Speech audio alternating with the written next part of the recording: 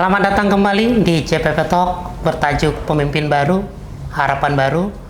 Tadi kita sudah melihat tayangan sosok Bapak Andra Soni, calon gubernur Provinsi Banten 2024. Dan untuk mengenal lebih jauh, kita akan berbincang dengan beliau bagaimana perjalanan politik beliau dan bagaimana perjuangan beliau untuk membawa perubahan di Provinsi Banten.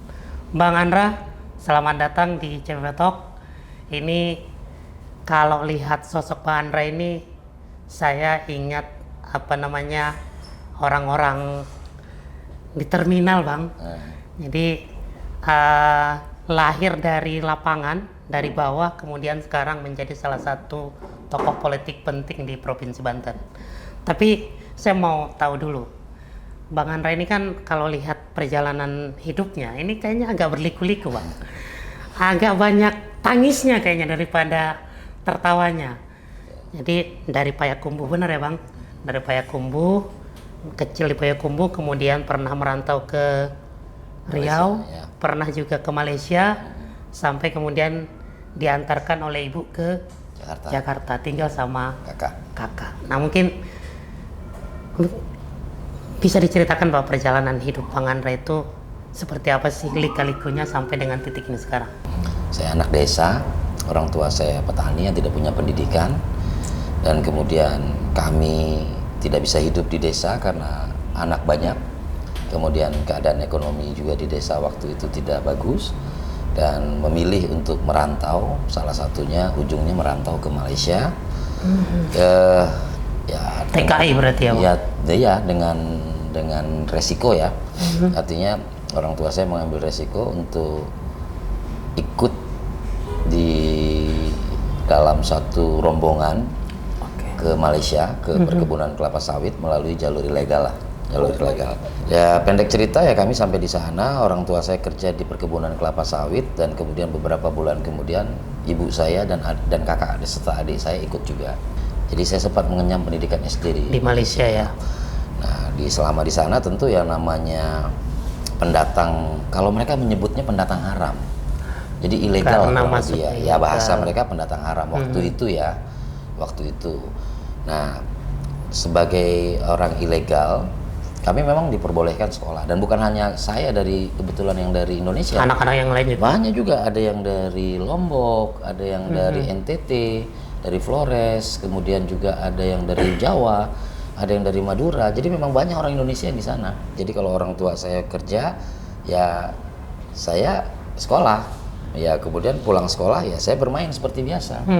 Nah, dalam permainan itu ya saya bermain dengan teman-teman orang asli sana, Melayu dan sebagainya. Nah, memang ada proses membuli juga, kan namanya kita bukan orang sana ya pasti dibully. Ya. Tapi ya dalam proses bully itulah memang terbentuklah karakter saya yang terbiasa melawan keadaan gitu. Jadi kalau dibully ya saya melawan supaya besok mereka nggak bully saya. Jadi memang dari kecil sudah keras ya, Bang? Dipaksa untuk keras oleh keadaan. Dipaksa oleh keadaan. Kan badan saya ini kecil. Ya, badan saya kecil, dan kemudian ya kalau saya harus kalah dengan bully, ya kalau saya kalah dengan hinaan, selesai hidup saya. Nah, kemudian akhirnya banyak kawan juga. Sampai kelas 5 SD, lalu guru saya panggil. Kamu katanya nggak bisa lagi sekolah kalau lanjut ke SMP, karena SMP itu orang tuamu harus ada dokumen, harus punya paspor, iya. Harus dan lain-lain. Nah, baik sekali tuh, Cikgu kita manggilnya. Cikgu kita baik sekali, dia bilang sebaiknya kamu pulang. Nah, saya ngomong ke orang tua saya kebingungan juga karena ini nggak ada paspor ya, nggak ada dokumen. Kita pulang ya. Gimana? Akhirnya saya ngomong, saya kepengen sekolah di Indonesia gitulah. Nah, saya kan punya kakak saya baru menikah, kakak pertama ya, yang kebetulan salah satu-satunya dari 6 bersaudara yang nggak ikut ke Malaysia. Nah, saya diantarlah ke beliau di Jakarta. Nah, saya tinggal dengan beliau, saya sekolah lagi di sini, mulai lagi dari kelas 5. Karena di Malaysia itu tahun ajaran baru itu di bulan Januari. Kalau di kita bulan Juni. Iya. Maka saya waktu itu sekitar bulan-bulan Februari. Tapi alhamdulillah nggak perlu waktu lama, saya naik kelas 6. Lalu kelas 6, nah pas kelas 6 itu kakak saya diterimalah pengajuan kredit rumahnya. KPR BTN, iya, kredit pemilikan rumah Bank Tabungan Negara. Kalau dulu kan diplesetkan bayar tapi nyicil gitu kan. Nah di wilayah Ciledug, sehingga saya nggak bisa pindah ke Ciledug karena dulu sistem rayon.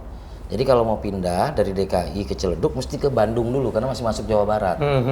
Akhirnya dengan berat hati saya sekolahnya berangkat dari Ciledug ke Jakarta. SD Jakartanya di mana, Bang? di daerah Haji Nawi.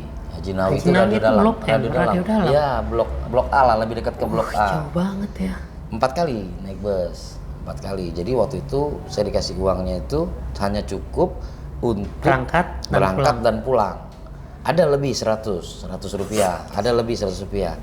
Nah tapi sebenarnya itu proses-proses yang membuat saya lebih adaptif dengan keadaan. Jadi bagaimana mensiasati tanpa harus melakukan perbuatan yang tidak baik. Yap. Jadi kadang-kadang saya akhirnya banyak abang-abangan, kenek, ya, abang-abangan pokoknya, kenek, ya kan, terus. Kayaknya benar cerita Iya. terminal ini. Iya. Kadang-kadang kita di Blok M, di CSW itu. Nah, kadang harus naik bak terbuka. Kan saya di Ciledug Raya. Itu selama setahun berarti ya? Sampai kelas 2 SMP. Iya, awal-awal kelas 2 SMP. Nah, di kelas 2 SMP itu sekolah saya tuh saya udah mulai sering terlambat. Akhirnya saya ngambil solusi, ada kawan baik itu dia membiarkan saya untuk mengajak lah untuk tidur di rumahnya supaya saya nggak terlambat. Akhirnya saya jadi terbiasa nginap-nginap. Lama-lama enak juga ya nginap gitu karena nggak capek di jalan kan. Tapi ternyata itu membuat kakak saya marah karena kakak saya kan punya tanggung jawab. Yep. Nah pas kakak saya datang ke rumah itu ketemu dengan bapak itu minta langsung kepada kakak saya, udah Andra tinggal di sini saja biar jadi anak angkat saya. Nah kemudian kakak saya tentu nggak berani kan menyampaikan jawaban dia harus sampaikan ke orang tua kandung saya. Nah waktu itu orang tua kandung saya sudah pemutihan, sudah punya paspor di Malaysia tahun 89 lah. Kembali ke Jakarta nemui calon orang tua angkat, masih calon tuh.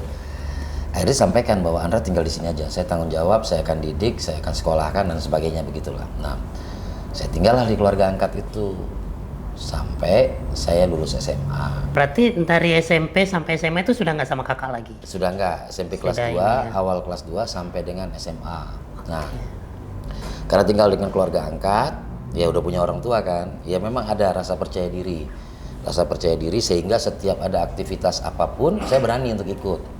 Contoh aktivitas olahraga saya berani ikut karena ada backup kan. Akhirnya ya saya aktif di olahraga. Saya pernah jadi atlet hoki, saya pernah jadi lomba renang, walaupun badannya kecil saya lumayan lomba renangnya karena dulu pernah berenang di kali kan. Terus saya juga pernah sempat latihan polo air di Jakarta. Dan ya memang hobi olahraga memang ya kan, saya suka main bola juga. Nah dalam pergaulan itu ya saya memang banyak dapat kawan lah. Siap.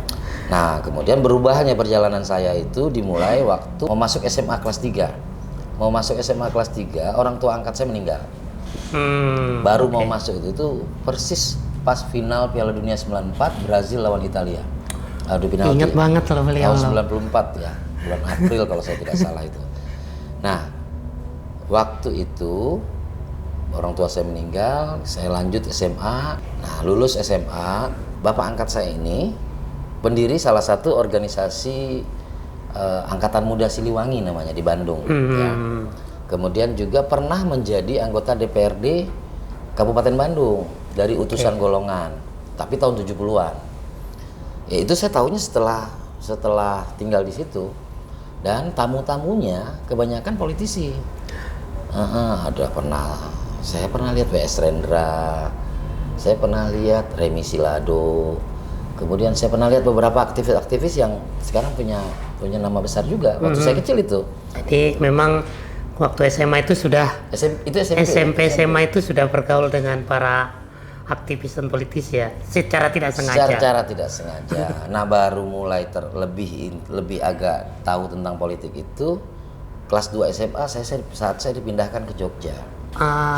Jadi makin intens. Makin banyak tuh melihat, mendengar, membaca Terus ada demo-demo tentang SDSB, sumbangan dana sosial berhadiah, dan lain-lain lah. Tapi saya nggak ikut, saya cuma ya ada dalam situasi itu. Itu sih pengenalan tentang politik di awalnya. Nah ini ceritanya kita tahan dulu nih Bang.